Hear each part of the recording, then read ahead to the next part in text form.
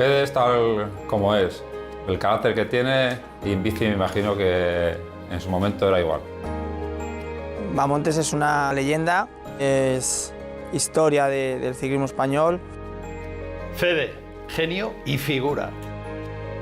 Enseñó el camino al resto, a los que venimos todos detrás. Como un antes y un después en el ciclismo para España.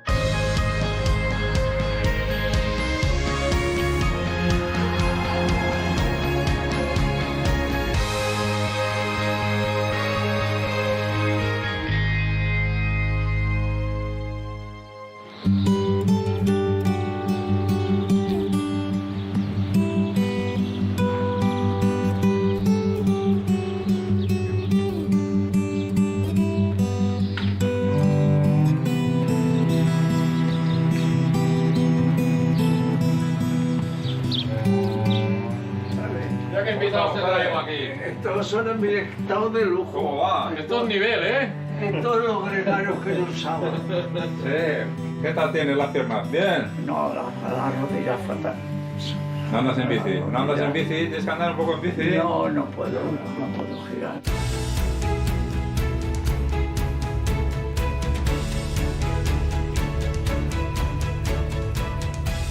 Muchas veces hemos hablado de lo que es el nivel medio del ciclismo español, ¿no? Como desde la época de Perico, de Miguel, todo ha ido manteniéndose en un nivel altísimo, pero quizá a veces nos olvidamos de que hubo un inicio, ¿no? Y ese inicio lo representa Federico Martín Bahamontes, el primer ganador español del Tour de Francia y al que queremos rendirle también un homenaje, y por eso nos hemos juntado, ¿no? Con Pedro, con Miguel, con Fede y con los otros ganadores del Tour de Francia que irán apareciendo también durante esta entrevista. Fede, lo primero, ¿cómo estás? Te vemos súper bien. Sí, pero no con la potencia que a mí me gusta tener, o que me gustaría tener. La potencia la tenías de jovencito, ¿no? ¿Cómo empezó toda la historia de ir en bici? ¿Cómo empezaste a montar en bici? Ya no de corredores, sino al Porque principio. mis padres no me dejaban jugar al fútbol, así de claro. Y como me iba con las mulas a darlas de beber, pues me quedaba a jugar medio tiempo y tal, y las mulas no venían y Fede tampoco. Y es que me estaba jugando al fútbol. ¿Y la familia vio enseguida bien que te dedicaras a la bici? No estaba conforme conmigo porque mientras echaba la siesta mi padre y mi madre, porque era en verano, yo aprovechaba para irme a hacer la vuelta al valle. Y claro, dar la vuelta al valle era poco. Era 5 kilómetros y tenía que estar allí para seguir trabajando, porque yo trabajaba en el mercado de frutas en Toledo y tenía que madrugar a las 7 de la mañana. Luego a las 10 me iba por Extraperlo y luego estar con el carro también. O sea que sí, había que hacer de todo para sacarse. Fede, porque tiene que ser difícil ser ciclista en tu época, porque había que ayudar en casa. Eso de hacer deporte... Si no traías el dinero, las 60 pesetas que me exigía mi madre, mientras no te vas de aquí. Pero vosotros, ¿tú te identificas con eso o ya fue otro mundo, por ejemplo, el tuyo, Miguel? Del inicio, ¿no? No, hombre, no había los medios que hay ahora en mis inicios. Yo empecé a correr en Toledo, allí en la Vuelta a Toledo. De amateur. Con Fede de amateur. Él se ponía la gorra y... El de la gorra blanca. Y la liábamos por los llanos aquellos de Toledo que los metía, pero no había los medios y, hombre, tampoco tenías que llevar, pero tenías que ayudar en casa. Yo también, mis padres eran agricultores y tenía como Fede que ayudar, y luego si quedaba tiempo podías andar en bici. Pues yo no. Yo afortunadamente mis padres me decían, tú haz lo que quieras, mientras lleves los estudios bien, haz lo que quieras. Y me dediqué a dar a los pedales, o sea que ahí me veo con ventaja. ¿Y en qué momento, Fede, empezaste a pensar en que esto podía ser realmente un futuro, ¿no? Como el que tuviste? El futuro es que no me lo creía ni yo, porque cuando me dijo Julio Merendero que tenía que irme para el Tour, digo, ¿cómo voy a ir yo al Tour de Francia si no tengo dinero? No tengo dinero. Estoy sin nada. He venido como he venido, porque subí desde Madrid a Asturias y subí en bicicleta. Y luego además teníamos el principal nuestro, era la de Isla Osoria, que el hermano era el jefe de estación y nos preparaban los billetes y encima la tortilla con todo esto en el mercancía para no pagarle el billete, así de claro. Luego hablaremos de todo el Tour, pero en tus inicios, en España, por ejemplo, ¿no? Yo he leído que tú decías, bueno, al principio íbamos a correr al sur, que se ganaba más dinero, y luego ya cuando éramos más fuertes íbamos al norte, ¿no? Es que lo primero ni yo me lo creía, porque yo le dije, Julián, que yo no tengo dinero para ir al Tour. Si tú no te tienes que preocupar nada más que de dar pedales, digo, dar pedales solo y en la manteca, claro, porque tú lo que piensas, la pensión, la comida, el dinero, qué voy a ganar, qué no voy a ganar, cuántos días es, cuántos días no son. Pero no había ilusión por ir al Tour de Francia. ¿No tenías ilusión tú o los la otros? ilusión cuando vas con el bolsillo vacío. Si pagan, sí, si pagan, sí. Te voy a preguntar, cuando tú estás a 2 velas, pues estás deseando que acabe la corrida para que el toro no te mate. Pues esto es igual. Yo quiero saber entonces, cuando te dicen que tienes que ir al Tour, a ti no te hizo mucha gracia. No se quería ir a correr el Tour de No Francia. se quería correr porque no sabía lo que ibas a ganar, no sabía dónde vas, lo que vas a hacer, porque si vas con la cartera vacía, pocas alegrías tienes. Y tú llamaste, por ejemplo, antes de ir al primer Tour me comentabas una vez que llamaste a tu madre, ¿no? Y como para pedirle un poco... Es que el primero que hice es llamar a mi madre. Cuando Julián Bernero me dijo que íbamos para el Tour, prepárate que vas a reemplazar a Gelabert. Digo, Gelabert, ¿ese quién es? Y era el mallorquín. Y digo, sí, pero si está ha ganado la montaña en la Vuelta a España, tal. Y le digo, ¿a dónde voy a ir? Tú vas al Tour y vas a reemplazar y ya hablaremos, me decía Julián. ¿Hablaremos de qué? Porque yo voy a empezar a correr y lo que quiero saber es qué tengo que hacer. Y le llamas porque, a tu madre para... ¿Y qué te dijo tu madre? Yo digo a mi madre, déjame un teléfono para hablar con mi madre y para decirle de la manera que voy. Yo llamé a mi madre, madre, que Julián Bernero que vaya al Tour. Dice, pero hijo, ¿tú dónde vas? ¿Cómo te vas a ir tú a un sitio, a un extranjero? ¿Tú hablas el idioma? No. ¿Tú tienes dinero? No, porque tu madre no te lo va a dar. Y digo, pues si tú no me lo das, ¿a dónde voy yo? Pero entonces, Fede, cuando tú llegabas, o sea, tú arrancabas hacia Francia y no sabías ni cómo ibas a viajar, ni dónde ibas a dormir, ni si te iban a pagar algo. Sí, pero después de mi madre había el padrino, que era Baristo Murtra. Ah, Y el padrino de boda pues fue el que me levantó la moral. Sacó el billete para Lomar y para mí, y no lo pagó él. Y claro, cuando te pagan el billete, ya de momento vas con todo pagado. Y sí, pero aquí la pega viene el primer día que llegamos al aeropuerto, a Frankfurt. Y yo en Frankfurt llego allí, digo, a Lomar, vamos a coger un taxi y se acaba todo. Porque como no hablamos el idioma, ¿qué vamos a hacer? A un taxi. Metemos las 2 maletas. La primera que vio hotel. Este es bueno, este es el bueno. Es bueno porque sabemos leer lo del hotel y tal. Entramos, pedimos la habitación y sacan. Metemos las 2 maletas y otra vez para adentro. Y las mujeres se querían, eran las chicas con la peineta esa blanca y el mandilito blanco. Digo, pues estas no tienen que dar la habitación y si no, no nos vamos de aquí. Ya se apañaran y allí con las 2 maletas y deseando que nos pasaran a la habitación. Y las volvíamos a pasar y ellas no nos volvían a sacar. Pero las 2 maletas y las 2 bicis, me imagino. No, las bicis de momento estaban en el taxi.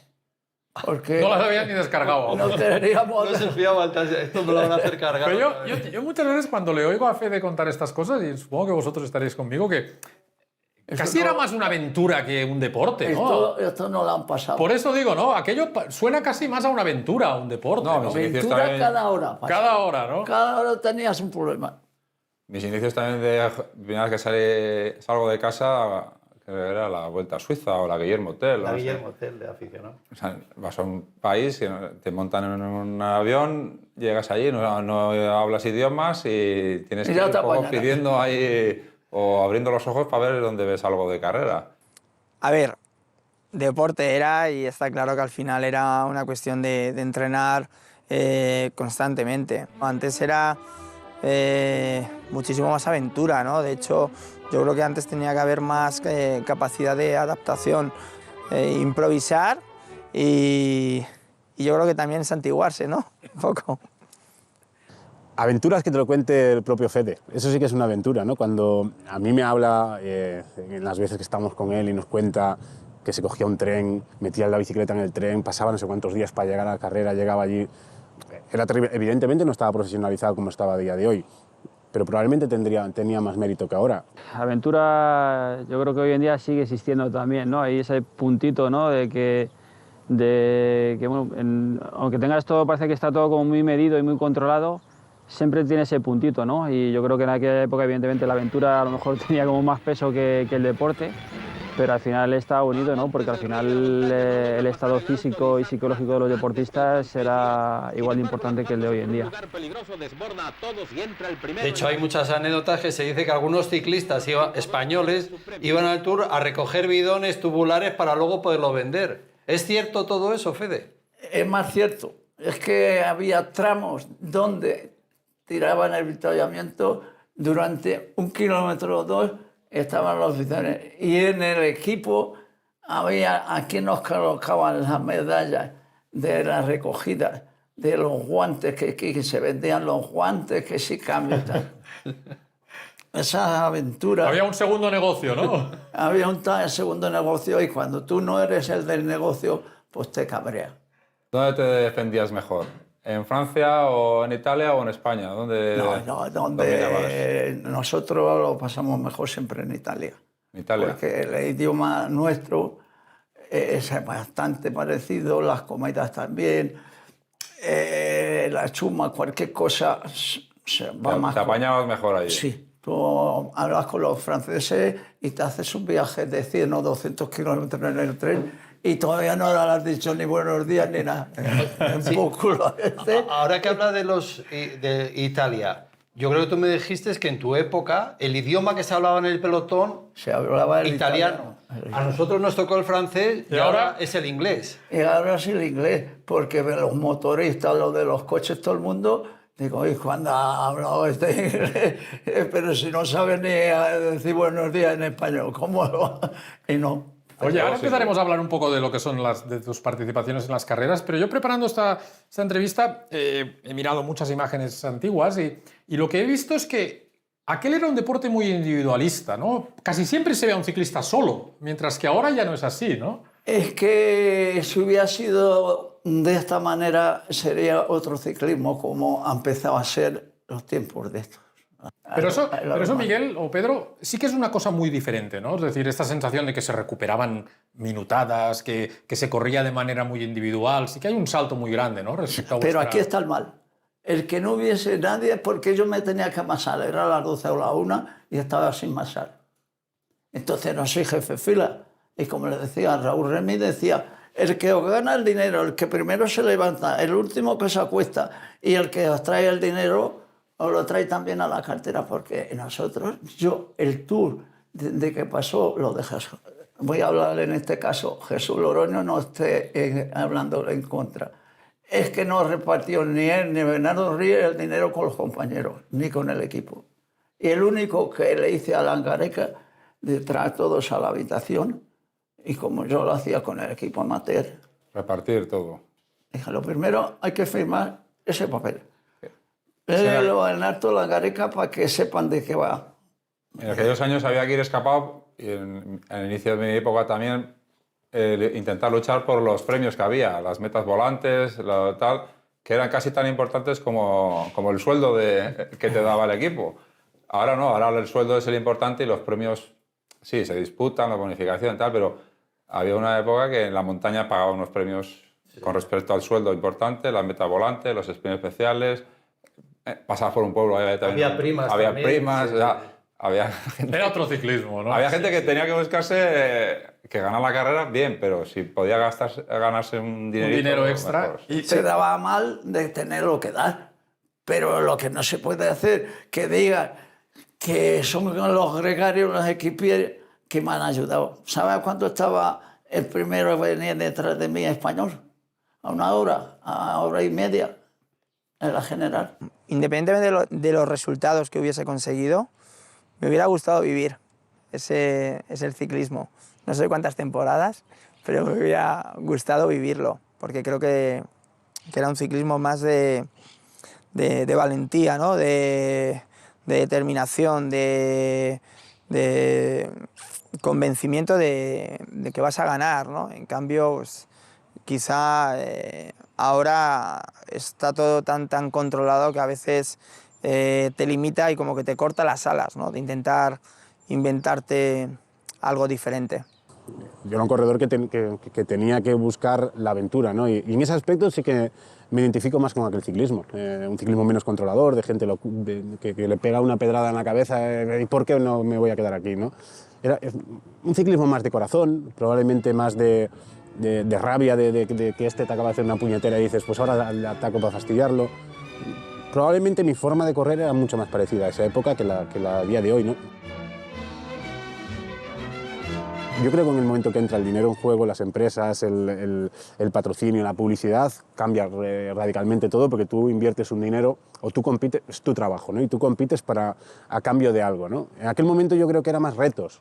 Evidentemente ganaba el mejor, simplemente hay que ver a propio Fede, a Ocaña, Eddy Merckx, todo lo que ha hecho esa gente es brutal, pero evidentemente no había el interés que hay hoy en día a todos los niveles, ¿no? De explotar, en este caso, sobre tu cuerpo, una empresa que está pagando mucho dinero para que el resto del mundo lo pueda ver. No viví la época de Mamontes en esta en la que no había referencias, ni sabía los kilómetros que te podían quedar en etapas de estas interminables de más de 200 kilómetros, pero sí que recuerdo cuando era cadete, evidentemente pues hablamos de carreras de 50, 60 kilómetros, en las que no tenías cuenta de kilómetros, no tenías tampoco referencias de cómo venían los corredores detrás de ti y bueno, y no sabías el tiempo que podías manejar en el caso de tener una avería, ¿no? El ciclismo ha cambiado mucho, ¿no? Que antes era más individual, hoy es más de equipo. Yo creo que principalmente el asfalto de las carreteras, yo te voy a hacer una preguntita antes que termines. el asfalto, la distancia y los desarrollos que teníais en la bicicleta. ¿Qué plato grande y qué plato pequeño llevabais? Está ahí. Para que no digas... No, por eso aquí Aquí lo tenemos. tiene, a eso no engaña. 52, 46 o 48 de plato. Esa es la contrarreloj y ese desarrollo. Esa era 48. Pero el plato pequeño era 46. No existía. ¿No existía el 46? ¿Que era 48? No. El pequeño. El pequeño, cuando sacó Campagnolo, que fue el primero que sacó el 44, porque Anquetil en ese desarrollo tenía todos los desarrollos. Hizo 44, el primer tirón que sacó el Campagnolo fue el 44. Claro, pero subir esos puertos, ahora que llevan, ¿qué? Llevamos 34 nosotros para subir los puertos. Es otro mundo, ¿no? Claro, permite ir más juntos, ¿no? No, tú mira el piñón que llevo. Ese era mi piñón en la montaña y todo. Te ponían eso y apáñate como puedas. Claro, y Fede, tenías piernas y tú te ibas para adelante, Yo tus me iba compañeros, los pobres... En el Giro de Italia y en las clásicas de Italia, en San Marino le cogía a Coppi, al jefe mío, que ese era el jefe del equipo. Como en el fútbol Messi, pues Coppi era el jefe, pero había que estar adelante. El jefe tenía que estar con los delante, no allá atrás 1 hora o 2 horas. Y claro, él estaba ya con la dama blanca y le sacaba la sangre. Y no podía, no Estaba podía. seco, señales de nada. ya. Subir los puertos que subían con esos desarrollos era un mérito tremendo. O sea, a nivel de articulaciones, de rodillas, tenían que ser un portento para aguantar esos desarrollos con porcentajes tan duros, ¿no? En la actualidad muchas veces los corredores se quejan de muros imposibles, pero es que en la actualidad hay una cantidad de desarrollos diferentes que lo puedes adaptar para el terreno al que te vas a enfrentar, que no es como en el pasado, en el cual pues había A, B o C, pero no más. Entonces, eso tiene un mérito enorme y sin duda también las bajadas. A bajar puertos en los Pirineos, en los Alpes, en tierra, con los frenos que había entonces, que los frenos que había entonces no son los frenos que había ahora. Los neumáticos que hay ahora son neumáticos que a lo mejor han requerido un estudio de 2 o 3 años para desarrollarlo con grafeno, para ahorrar vatios, en cambio entonces eran pues unos neumáticos. Es verdad que quizá pues había más igualdad entre todos los materiales, pero parece una auténtica locura. Ahora de hecho vemos la Strada Bianca en Italia, que es por tierra, y bueno, estos tubulares especial. Antes daba igual, salían con el mismo tubular, ya fuera la contrarreloj, ya fuera una etapa llana o fuera una etapa de alta montaña. Los desarrollos impresionan, pero me impresiona mucho más el tema de frenos, porque ya una bici del año 2000 se calientan las zapatas, muchas veces cuando caía un poco de agua la bici no frenaba bien, pues imagínate una bici esta, que yo he tenido bicis parecidas de estas cuando empecé a competir.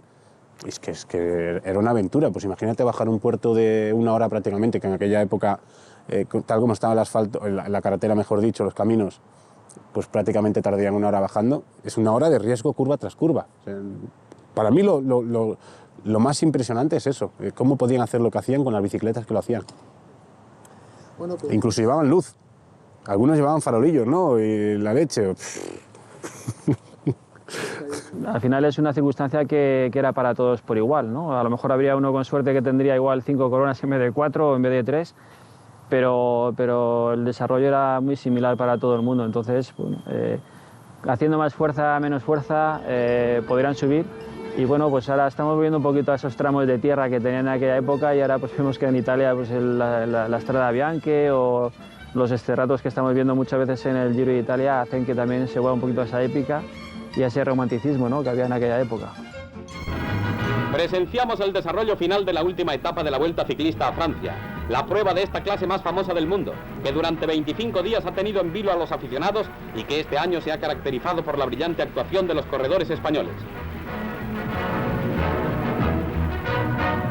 Héroe español, ya que por primera vez ha conseguido para nuestro país el triunfo desde que se fundó la prueba en 1904, es Federico Martín Bahamontes, el Águila de Toledo.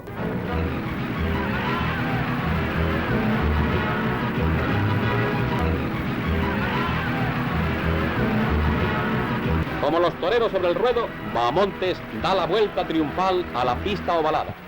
Evidentemente, cuando ganas el Tour cambia todo, ¿no? Pero ¿en qué momento te empezaste a sentir respetado tú? Yo respetaba en Francia cuando gané la multiplier y luego empecé a ganar en el Montfarot. 6 veces he corrido en Montfarot, 6 veces he ganado. Claro, pero yo me refiero que, por ejemplo, Miguel, tú decías, ¿no?, que habías visto unas imágenes en Madrid. En la Vuelta a Toledo que estuve con él me enseñó unas imágenes y, vamos, la Castellana y la Cibeles y...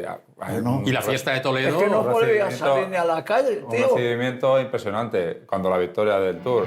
Desde el Paseo de Coches del Retiro sale con dirección a Toledo la caravana que escolta a Federico Bahamontes, quien va a recibir el homenaje de su patria chica, la imperial ciudad, tras haber consolidado su título de rey de la montaña y ser triunfador absoluto en la 46 Vuelta a Francia.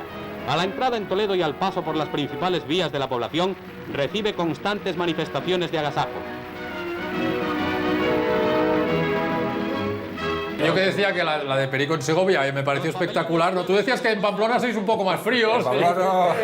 El día de que ganó la primera vez, tuve que subir ya a Toledo, que yo estaba en mangas de camisa, y el gobernador de Segovia me dice, con corbata y con traje.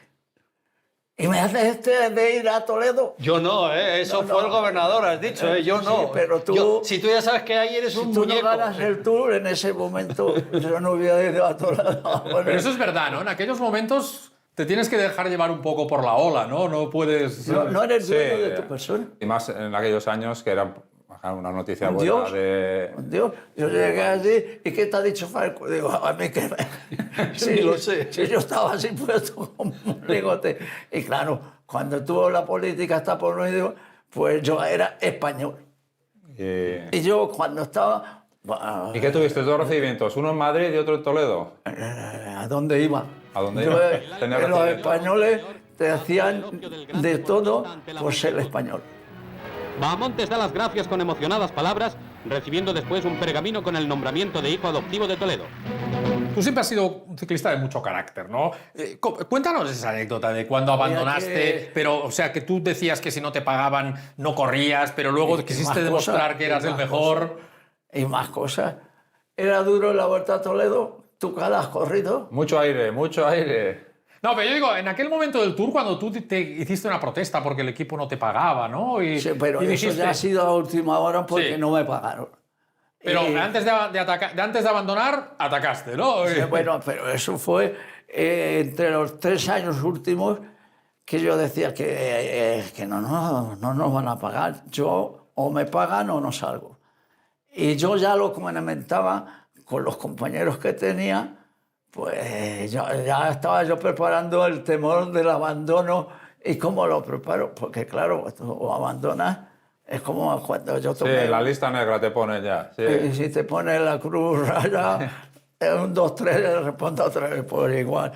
Y yo de golpe y porrazo le llego a Raúl, que era Raúl Remí, que era del equipo nacional, el que está en la foto, que en el libro tenéis ahí, y ahora os enseñaré el cuadro. Otaño, Campillo y Bahamonte. Y el perro no estaba porque no había que echarle de comer y había que llevar la pasta. Y yo llegué aquí. Si no pagan, no... Le digo, Raúl, o me preparan el talón, o hay dinero, o yo no salgo. Que no va a salir, tú eso no lo puedes decir en la organización ni nada. Que no se lo digo yo, mañana mis hijos el primero por la mañanita a decirle que... O paga o nada. ¿Pero qué pagaba? ¿El Tour de Francia a los corredores? No, pero... a las selecciones. El que te haces con las selecciones que hemos tenido, cuando había dinero, como la Vuelta a España, si hay dinero, corro, si no... Ya, bueno, como pues, fijos. Pero entonces tú primero quisiste demostrar que eras el más fuerte, ¿no? Hombre, aquí hay que darlo todo cuando va encima el sillín o no. Sí. Si no... En la contrarreloj ya En no... todos los terrenos, sí. Y te Y la tú juegas dijiste, que... yo no salgo, pero ataco. No, yo le dije que estoy yo acabado. A ver si te crees que no me voy a marchar. Nada más salí voy a escaparme. Y nada más salí de escapado. Y cogí y en un puerto que se bajaba como a España y Pérez Sur se bajaba en esa etapa. Porque es que la tengo aquí. Porque Estabas cerca de casa, estabas ya pasar la frontera, Sí, estabas cerca, ¿eh? No, es que Bueno, cuéntanos entonces, arranca la etapa. arrancó la etapa y que me escapó. Y digo, porrazo, ¿y quién va escapado? Y todo el pelotón a tope, ahí a por Fede. Cuando ya había sacado 3 o 4 minutos, me metí en un bosque que había de carretera estrecha y ahora que cuenten lo que quieran. El espectador era ciego, oía por la radio, que no sabíamos si el de la radio se inventaba los tiempos, le saca 10 minutos, le saca 5. Pues teníamos una idea porque en los primeros tours a los que fui estaban los compañeros colombianos radiando todo el tiempo y veías un poco la capacidad de imaginación que tenía el periodista radiofónico para lograr enganchar al oyente al otro a miles de kilómetros que esté pendiente de la carrera. Si te inventas historias, cuidado señores, qué peligro viene un puente estrecho, se adelanta, no sé qué, y van creando emoción. Entonces era otro relato, el ciclismo que nos enganchó de niños era el relato que oíamos por la radio y luego a la mañana siguiente estábamos deseando que llegara el periódico al kiosco para volver a recrear la etapa que habíamos oído, ¿no? Todos los periódicos enviaban a sus mejores escritores al Tour, L'Equipe, Antoine Blondin, gente capaz de sacar literatura de todas las etapas, porque el Tour o la Vuelta o una carrera ciclista es un argumento, una disculpa para poder inventar una historia alrededor, ¿no? Y entonces podías inventar la historia, inventar en el sentido de recrear la historia, habiendo estado muy cerca de todos los personajes, pudiendo hablar con ellos, pudiendo sentir, pudiendo olerlos. Por la noche subían a las habitaciones de los hoteles y a hablar con los ciclistas, a enfadarse. O sea, el periodista formaba parte un poco del mismo espectáculo, de la misma aventura, y su obligación era hacer la mejor crónica posible para que al día siguiente los que la leyeran se la recrearan y siguieran enamorados de la carrera, ¿no? El director mío, Raúl Remí, que era el director que yo tenía en el equipo de Marnia, me dice, ¿no te se ocurre cómo todo abandona y tal? Que no. A casa. Las 2 zapatillas, una para un lado y otra para otro. Y me decía, ¿pero estás loco? y con que tienes que vete por las zapatillas. Digo, no. Yo las zapatillas, a mí que me las traiga. Yo las he tirado, pero es porque he terminado la carrera, sobre todo la etapa. No sigo, ya puedes decir misa. ¿Y te fuiste al final? ¿Eh? ¿Y te fuiste? Se retiró, sí. Me retiré. Y entonces a los periodistas nos privan ahora de estar más cerca de las historias y nos quieren un poco camelar con otros datos, cuántos vatios, cómo le late el corazón, que yo creo que al lector tampoco le dice nada, ¿no? Decir, bueno, este mueve 7 vatios por kilo, este 6, y te quedas igual, ¿no? Pero en cambio, si cuentas pues, esta historia de Bahamontes o te inventas, también hablando de Bahamontes, cuando en el 54 dicen que después de coronar un puerto, la Romellera en los Alpes se paró a tomar un helado esperando al pelotón, eso crea un personaje fascinante que ahora es imposible, por mucho que digas Roglic mueve tantos vatios, no. Yo creo que no fascina ni emociona a nadie, ¿no? La versión mía, la del helado, es que yo llego y había batalla porque Jesús Loroño se descolgaba del paquete y Antonio Suárez se iban a donde estaban los coches. Y claro, había bandera roja. Cuando había el directo, Michel Godeo, Michel Levitán, Roja. como hacía yo la Vuelta a Toledo. ¡Chach! Bandera roja. Bandera roja, ahora vais a cogerlo si queréis. Fede, que te estás No, no me despistando. estoy desviando. Atacas. ¿Dónde llega el helado? Que me está entrando hambre. A ver, que me estoy apajarando ya. No. Llegamos en ese momento. Vamos a escapar. Le Guillí a Polazaride, éramos 4. Y viene el coche de los belgas y le dice que ¿dónde van conmigo? Que les voy a dejar subiendo. No tenéis que os va a dejar subiendo. Y al ratito, clash. Viene el coche belga, empieza a hablar con él y yo, loco por intentarle echarle a tomar por culo. Me arremete a la cuneta y tal, y él, ¡plá! Y salta una piedra y me rompe 2 radios de la rueda trasera. Y me frenaba. Pero yo ya iba a escapar, ya había dejado de Guillí, que me costó bastante dejarle porque ese sí era escalador. Y pim pam, y venga a darle hostias. Y cuando ya logro dejarle... Se te rompe los radios. Como me venía la rueda que me daba, yo dije hasta que no gane los 50.000 francos. Y los puntos de la montaña. Dije, yo no paro. Frenando y todo. Y así subí hasta el puerto. Y cuando yo paso, están los 2 carros con los cacurusos que estaban. Dije, pues ni cacurusos ni leche con guantes y todo. Llené un bidón y que el otro echaba luego agua al pelotón. Bueno, Fede, que lo que tú hiciste arriba fue tomarte el helado pero esperar al coche para que te cambiase la rueda, ¿no? No, claro. Mientras tú esperabas, dijiste, viste al helado, dijiste, este para mí. ¿Tú sabes lo que es esperar a una novia? Pues, 14 minutos. Pues yo más.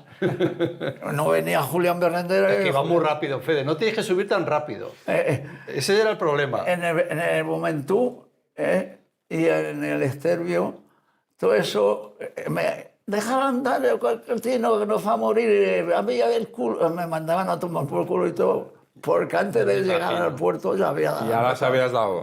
Oye, Fede, ahora que con esto del helado que me está entrando hambre, ¿qué comíais? No te preocupes, ¿Qué que comíais vamos a en la ir. carrera? Porque yo he oído que azucarillos, que robabais los azucarillos de los bares. ¿Es cierto? No, había... Bueno, robar o os quedabais en el restaurante o los guardabais. No, azucarillo no es lo de menos, eso no. Era las botellas de litro y de las etapas esas que se va despacio, que había procesión. La procesión va... Sí, que ibais a un ritmo tranquilo. Salando y tal. Y cuando entraban a los bares, pues entonces era Torriani, el padre, que decía... En Italia, Torriani, sí, ¿no? pero para que cerraran los bares, porque luego le mandaban la factura a la Vosotros receta. comíais agua y decíais, paga Torriani, ¿no? Paga él. Y claro, el hombre se fiaba y nos mandó... Y mandaron a la Gaceta del Sport, mandaban factura hasta 1 año. Cada corredor llevaría en cierto modo lo que mejor le iba a cada uno se planificaría de una manera determinada, en cambio ahora pues te dicen tantos gramos de proteína, aminoácidos, carbohidratos, luego fructosa, es completamente diferente, ¿no? Hay gente específica, 3 o 4 personas en el equipo que únicamente lo que te dan son las pautas de qué tienes que comer, cuántas barritas, qué tanto carbohidrato tiene cada barrita, en función de la intensidad de la primera hora, un poquito de proteína en la barrita o no, y los geles para la parte... Es algo completamente diferente. Antes quizá era más el que tenía la clase ganaba, ¿no? Sí, las barritas de antes tenían que ser la leche, ¿no? Porque son las típicas batallas que te cuentan de aquella época gente mayor. El propio protagonista de este documental, Fede, te lo dice también, ¿no? De entrar en una casa, coger un zanco de pollo, comértelo y volver a arrancar. Pararte en el Tourmalet, tomarte un helado. El típico filete que se ponían por cuando les salía forúnculos también, ¿no? Bueno, eso también lo cuenta Perico, o sea, tampoco... Es una tradición muy antigua, pero que no se dejó de hacer hasta hace no mucho, ¿no? Pero es que era completamente diferente, no tiene absolutamente nada que ver. Ni sabría, no sabes tampoco de nutrición, por lo tanto no sabes si cuánto tienes que comer, no debes comer, si la proteína... Comes lo que hay, o sea, me imagino que comes lo que hay. La pasta igual ni existía en aquel momento. Bueno, terrible. Debe ser la leche estar en una casa, por ejemplo, en el Pirineo, y que te aparezca un tipo por la puerta si tienes algo de comer, ¿no? Y le decir, no, estoy corriendo el Tour de Francia. De locos. Las sigue habiendo hoy en día, las pájaras. La verdad es que en ese punto, pues la aventura, pues eso, en estas etapas de más de 300 kilómetros, en las que solo tenían un habituamiento y en la que pues prácticamente la alimentación pues era justita, porque tampoco había medios para mucho más, tenerte que buscar la vida. Yo no sé cuánto habrá de realidad y cuánto habrá de fábula en estas cosas, porque no las he vivido, evidentemente, pero cuando te lo cuentan unos y otros, la verdad es que o sea, te da la risa un poco, ¿no? Por la situación un poco que vivían en ese sentido. Y claro, evidentemente aquel que tenía la posibilidad o que calculaba un poco dónde parar o que encontraba un restaurante, un bar cerca de la carretera que podía habituallarse y bueno, pues hacer el resto de recorrido, por lo menos con los depósitos llenos, la verdad es que bueno, yo ahí veo una parte de fábula importante y otra parte de aventura, pues yo creo que sin medida, ¿no? Que yo creo que hacía pues eso, que nadie supiese que iba a pasar en ese tipo de carreras. Oye, y cuéntanos esa historia también, que leí una vez que Coppi fue el que te convenció de que eras un corredor que podías, en una cacería que le invitaste aquí en Toledo. La cacería, las que fueron Coppi, Gimignani, y tenía que ir yo. Digo, pero si yo de cacería estoy todos los días si quiero, porque tengo mi finca, pero aparte de la finca...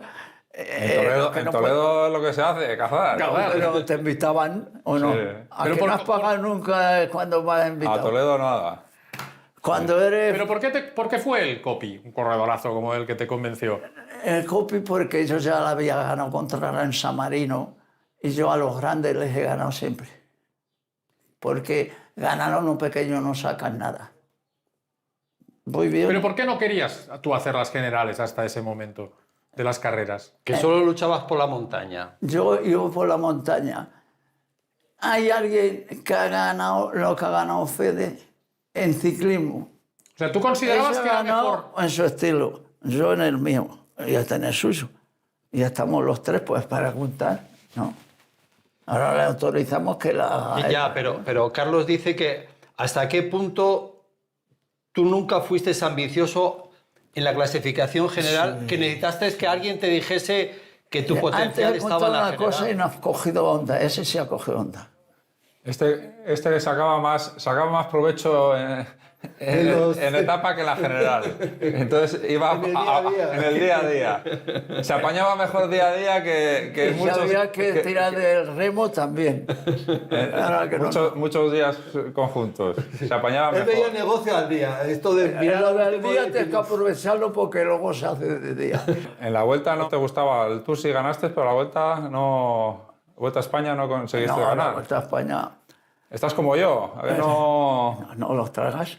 ¿Pero tú te sentiste un poco maltratado por la Vuelta? O por yo es que he sido muy duro de aquí, de Mollera, no, sino el que los ponía encima al sillín. Y claro, el tener, luego encima fui organizador, ¿era duro con la organización o no? Tú, hombre, Sí, hemos tenido nuestros enfrentamientos, sí. Un año también hicimos huelga en la Vuelta a España. Ya, pero tú a nivel personal... No, a nivel personal, a nivel colectivo. Miguel siempre ha sido un buen chaval, nunca se ha pegado con nadie. No, pero también tuvimos nuestras huelgas con... Más que individual, era colectivo. Recogemos aquí una síntesis cinematográfica de los momentos más importantes de las etapas finales de la Vuelta Ciclista a Francia, donde nuestro compatriota Bahamontes remontó el primero el Obisque y ganó el premio de la montaña. Realmente lo que hacían ellos, subir esos puertos Éramos honrados. con esas bicis, con eso sí que... ¿Tú crees que eran los mejores escaladores, por ejemplo? ¿Su generación eran mejores escaladores que ahora? Sí. Era más decisiva, la montaña era más decisiva y subir esos puertos con los desarrollos que llevan, sin asfaltar. Hombre, la bici estaba bien, de calidad. Y eso. No la hables mal, que esa me ha sacado. No, Pero esta bici, por ejemplo, ¿qué pesará? ¿10 kilos, 11 kilos, 12? 12,600. Y nosotros cuando corríamos pesaba 10 kilos. Sí, Luego ya empezó... Y ahora ya 6. Sí. Pero Fede, lo que decíamos, que tú crees, tú, por ejemplo, te sientes como, si no el mejor, uno de los mejores escaladores de la historia del ciclismo. Sí, ahora, últimamente, no hace un mes siquiera, que me han dado el mejor escalador de todos los tiempos. ¿No lo has visto eso? No lo había visto. No, me lo han puesto los franceses. Los franceses... Y te sientes orgulloso, ¿no? El mejor de todos los tiempos, desde que existe el Tour. Eran otros puertos también, eran puertos clásicos. Entonces subía el Tourmalet, el Stelvio, tal. No había los más duro. Porcentajes de ahora no había, entonces. No podría. Más duro. El Stelvio, 70 kilómetros por un lado y 70 por otro. Pero no los porcentajes tan duros como ahora. No, dice las pendientes, que no eran tan fuertes. De alguna manera a ti te gustaba siempre acabar demostrando que eras el más fuerte de la carrera. Con esta tenía bastante, sobre todo subiendo. Me tiro esta pastilla para hacer los saberes y si no que hable a los escaladores. ¿Dónde me han ganado? Subiendo. ¿Y quién?